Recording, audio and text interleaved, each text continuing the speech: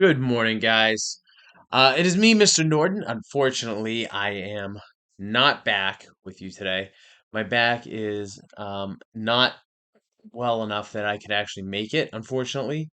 However, I did get all your cards the other day. That was very, very nice. I actually really appreciate that. It really touched me. So I wanted to say thank you for that.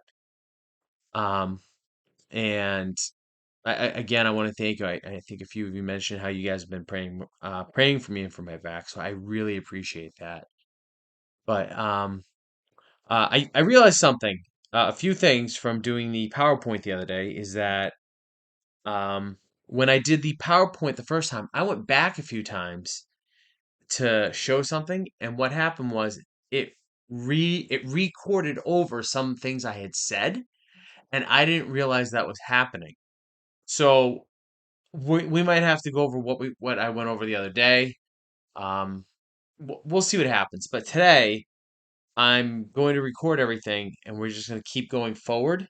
The other thing I realize is that taking notes is difficult on a PowerPoint. So what I've done just for now is I've actually put in there I've added something into the PowerPoints and it says take notes.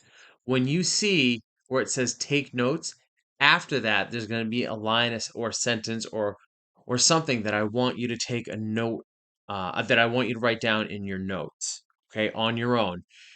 You can pause the presentation in order to do that, and when I'm back, what's going to happen is those won't be in there in the PowerPoint. I don't believe, but I'll end up repeating it once or twice in class. But for now, I was thinking about it, I was like, this is going to be a much easier way. And so, with that being said, hopefully this PowerPoint is going to be a lot more clear. All right. The last thing I wanted to say is that as a bonus for a quiz, I have um, a package in front of me. It is something edible and it's delicious. Can you guys hear that? If you guys can guess what it is that I'm going to eat as I do this presentation, then you will get, let's say, 5 points um, added onto your quiz. All right. So I'll give you some hints here. Okay. Uh, one, first hint. It's made with real fruit. No fructose corn syrup. Okay. It's soft and chewy.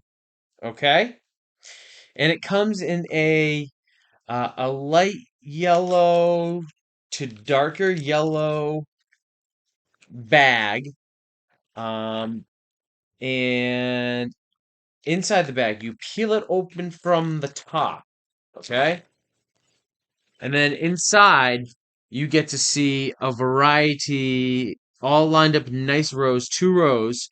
There's these little treats, and I'm trying to be vague here, but I enjoy them, and I'm gonna bite one for you. You can tell me if you hear anything. And now I'm eating it. Couldn't really hear anything, could you? Well, those are your hints. If you can guess what snack is made with real fruit, no high fructose corn syrup, it's soft and chewy, comes in a box that peels open from the top, and it's a let's say the colors on the container, plastic container thing, is yellow, light yellow, a little darker yellow, and also there's some purple in there, some purple writing. If you guys guess what that is on the next quiz, 5 extra points for you. Okie dokie. So what we're doing today is we're going to start looking at the Guiana Highlands. All right. And this is the area we're focusing on. All right. So without further ado, let's get into this. Okay. The Guiana Highlands. Okay. Um, it is the highlands themselves. Okay, and highlands are exactly what it sounds like. It's land that's high or it's above other lands. Okay, so it's a rugged plateau, and we talked about plateaus before, right? Um, Plateau is a high piece of land that's basically flat. And the Guiana Highlands, all right, it separates Venezuela's Caribbean coast from the Amazon basin. All right. So when we go look at a map, um, you're gonna see the Highland Plateau, the Guiana Highlands Plateau, and you're gonna see the Amazon basin, and you're gonna have a better understanding of what that looks like when we look at the map. I would show it to you now, but again, if I do that, it's gonna erase everything I did previously. So let's just keep going. It consists of three countries. All right.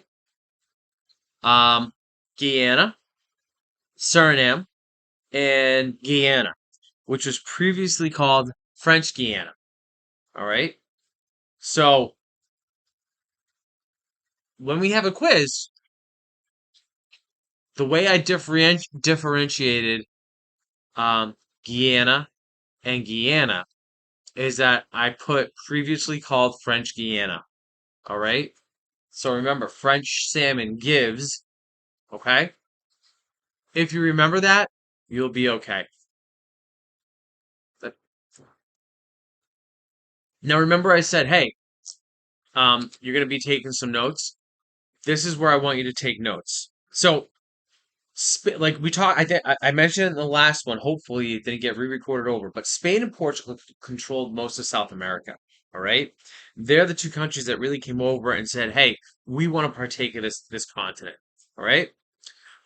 There were three other European powers that founded colonies below the Guiana Highlands. All right.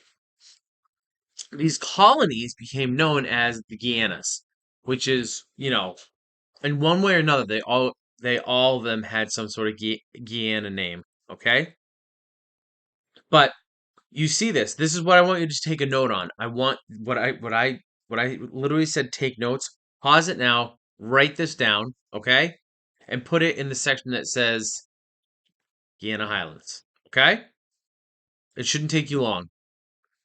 Moving on. All right. On this map. All right. You'll see right here that we have the Guiana Highlands, right, in this area. Okay. We have uh, French Guiana right here, Suriname right here, and then Guyana right here. And you'll see over here, this is Venezuela, right, over in this section. But you'll see how the highlands here, the Guiana Highlands, separates part of Venezuela from the Amazon basin. See that? This is the Amazon basin. This is the Amazon rainforest. This place is, we're going to get to it. It's crazy incredible. All right. But this is the area that I'm circling again, so you guys are not going to be able to read it. This is the area that we're focusing on. All right, guys. So, you'll never believe what I did. I messed up and I re-recorded over this one, so I'm redoing it, and hopefully this is going to turn out okay. So, uh, Guyana, right? All right. It was a British colony, right? Meaning that. Oh, and I forgot to tell you.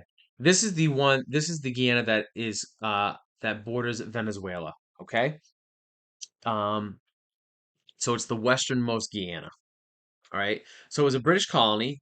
English is the national language, but indigenous tribes in the rainforest still speak their native tongue, and that happens sometimes when you have another country come in and they take over and they try to push out the language because they want their language spoken, right? Um, People still want to keep their identity, their culture, their language, and they do that. And once you get further out where it's not as populated, it's easier to do, right? And so the people in indigenous tribes that still live in the rainforest there, they still speak their native tongue. And we see this kind of all over the world. Even in the United States of America, like on Native American slash Indian reservations, you'll still have Indians there that speak their native language that their ancestors spoke. Like, for instance, the Navajo. Navajo is still a language that can be spoken today and you'll find it if you go to a Navajo reservation. People there still speak it. They also speak English, but they haven't lost their language, even though um, it's not really written down. Okay, so this does happen, but I'm not trying to get off the topic too much here. But yes, okay. It has the Tapuz Mountains, which are huge block-shaped mountains that rise above the Guiana Highlands. I have a picture of it coming up. Okay, but these mountains, so so you you're on the plateau, right, which is basically flat, right, and you're walking along, and you see these mountains that just like kind of like just jump up out of the highlands. Okay, they rise right above it, and I think the next one's a picture of this. So and this is called the Tapuz Mountain Range. Oh, nope, I forgot. So this is the note that I want you to take. So from 1965 to 1985, the country was ruled by a Marxist regime that promoted atheism.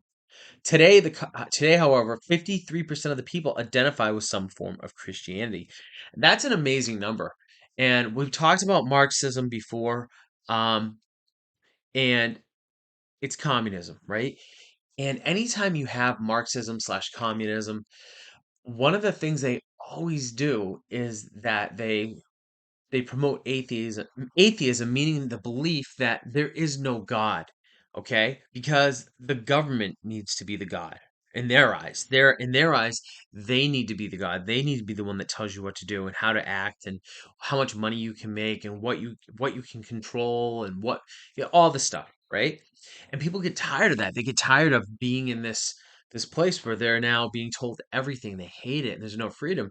And when Christianity sneaks its way into communism and to Marxism, people hear about the freedom that Christ offers, and it just draws them, and they accept Christ, and then their neighbor accepts Christ, and then their uncle accepts Christ, and it's so powerful because Marxism and communism take away freedom, where God says, "I will give you all the freedom." And evidence today from 1985, right? It was ruled by a Marxist regime, right, which promoted atheism. And that was about what, 39 years ago, and that it stopped happening. Today, 53% of the people identify with some form of Christianity. That's huge. That's a huge number, actually, for coming out of a communist ruled area or a Marxist ruled area. All right. Just that was just a little side note for you. So I believe now we have a mountain coming up for you. All right. So this is one of the Tapuz Mountains in the Guiana Highlands.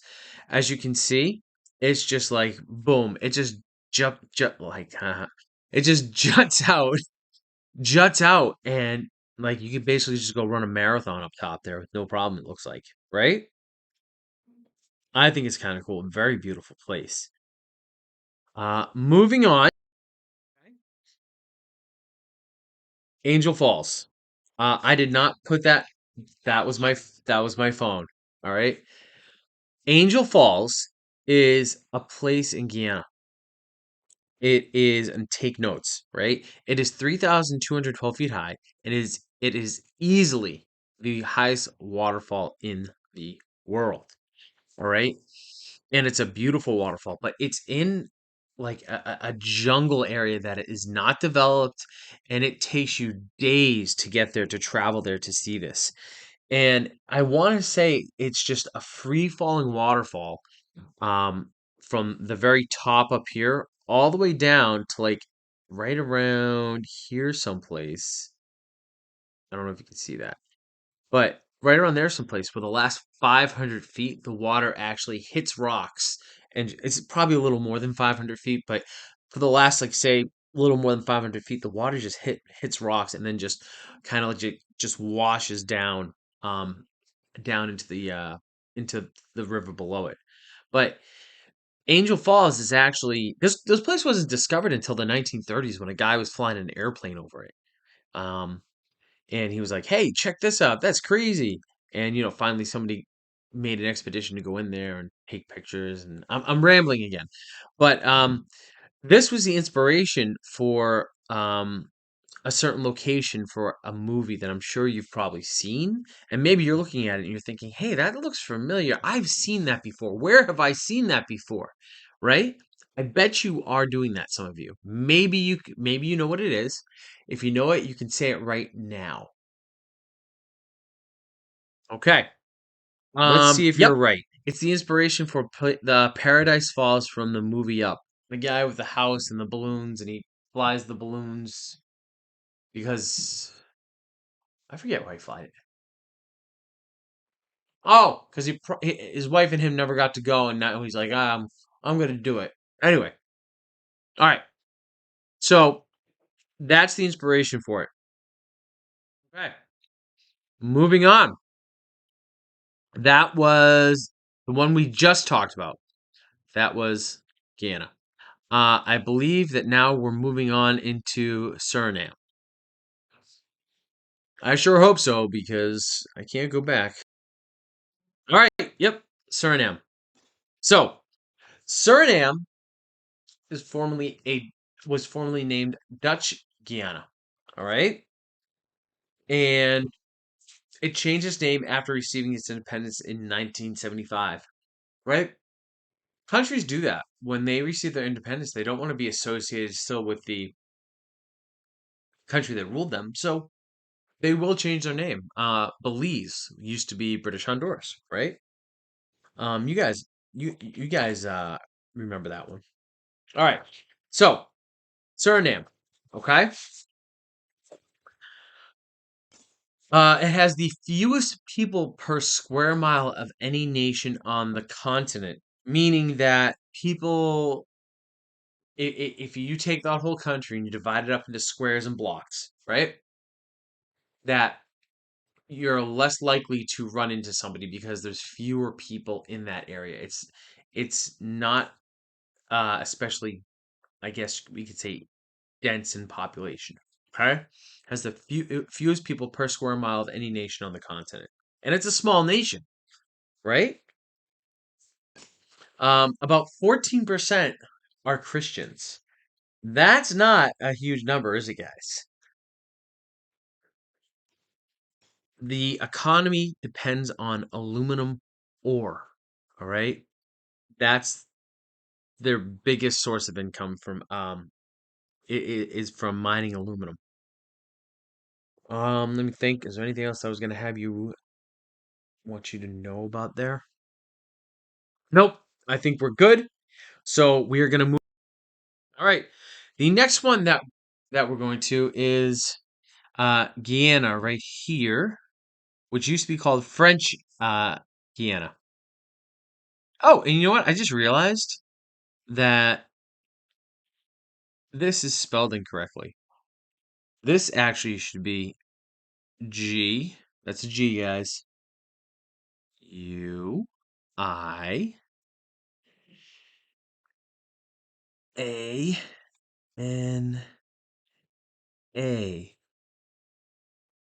Oh, that's funny. I've never noticed that this map had it spelled incorrectly.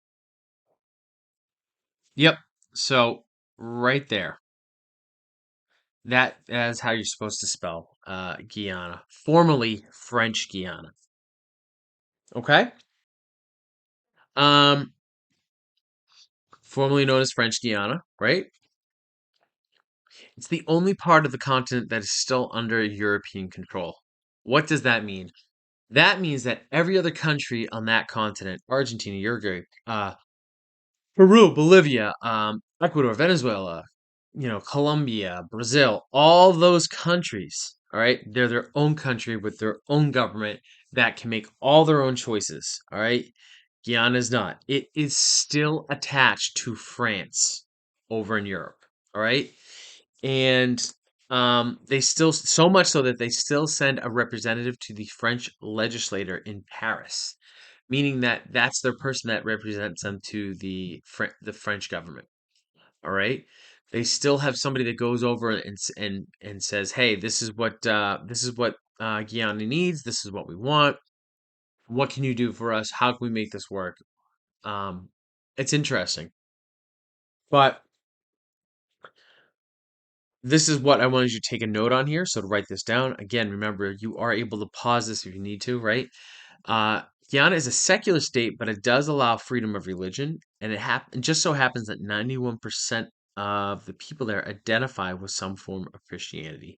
And what that just means is whether it's Catholicism, evangelicalism, Protestant, whatever, that they all claim to be a Christian, meaning that the very basic things they believe in, that Jesus Christ is the Son of God, born of the Virgin Mary, sent to earth and died on a cross for our sin. He rose again in 3 days, and if you accept him into your heart and him as your Lord and Savior, that you will receive eternal life in heaven. Right? So 91% of the country basically identifies with Christianity, and they have that belief system, the same one that we have. Okay? Let's see. Ah, here, I want you to take notice of this. So, this is an interesting little place. Hold on, let me get my little snack here. I'm opening from the top, again, looking down at 2 rows of delicious fruit-filled tastiness. And I just picked one up and I've been into it. Okay. Devil's Island. All right.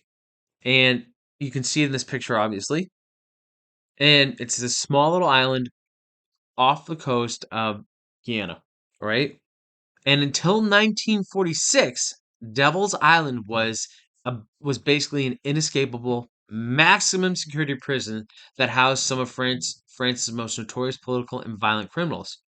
So I don't know if you guys are familiar with Alcatraz out in California, but Alcatraz was this prison that we built on an island, and it was built in shark infested waters. And the story goes that no one ever escaped alive from Alcatraz. Um, there was an attempt, and they never found bodies or the people that escaped. So most people I believe most people think that they were drowned or killed by sharks.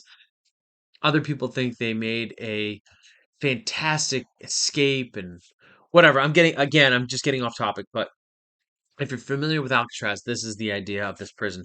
France basically said, "Hey, um, we have these violent criminals and we have these political criminals that we don't want anywhere near our country. We don't want to house them in our country. Why don't we send them someplace far away so that we don't have to deal with them?"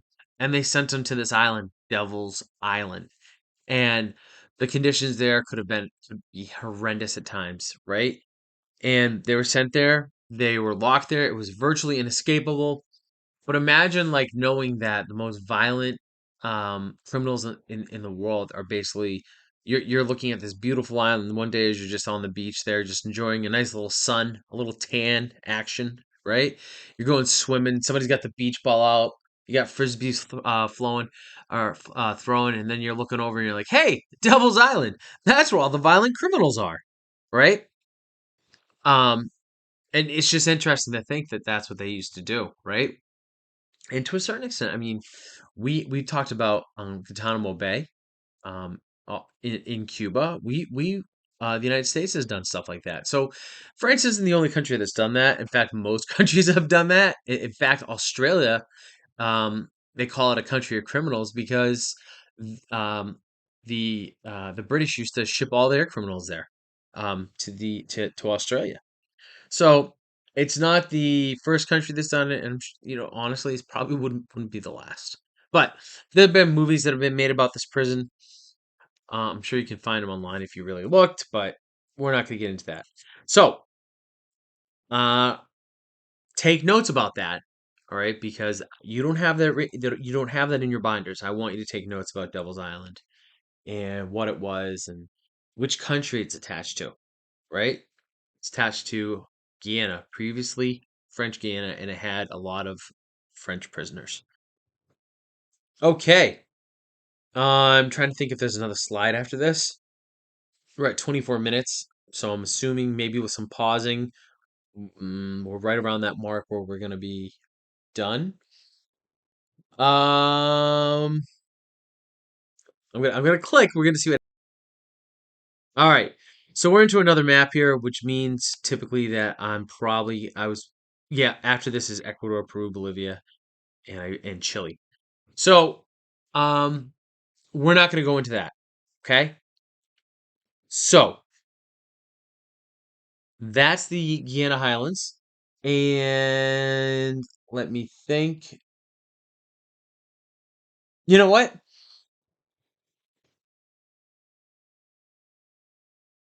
I want you to answer this for me. What is the highest waterfall in the world?